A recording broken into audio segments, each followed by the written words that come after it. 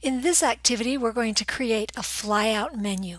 Here we have a vertical menu, and a flyout menu is when you hover over one of these links and a sub-menu appears off to the right.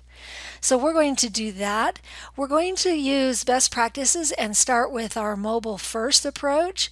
So I'm going to go ahead and resize this till we have it the vertical menu that covers the full width of that.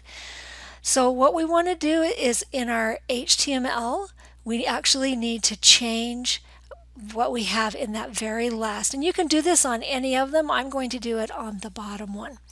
So instead of having this link here, now I'm going to need this later.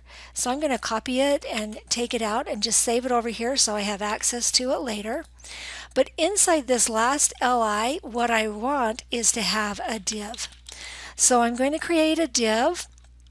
And this is going to be my flyout menu. So I'm going to give it a class, flyout. And I go ahead and do this along with me. And inside this div, we need two things. We need a button.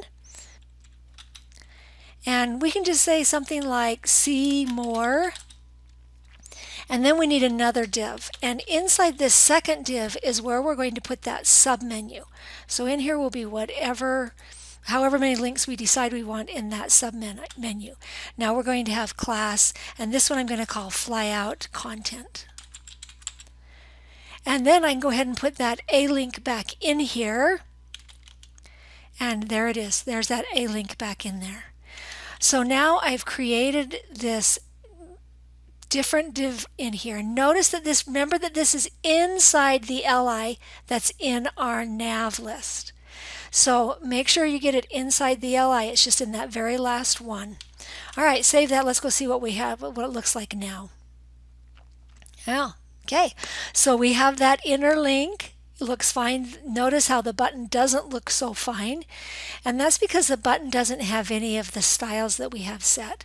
So let's go ahead and go into this style sheet and find where that style is set.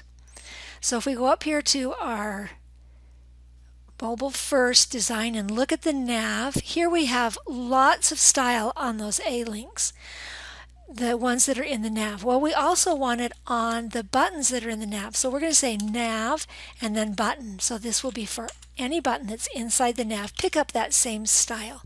And we refresh that, and there we get it. Now notice we're close. We're not exactly right.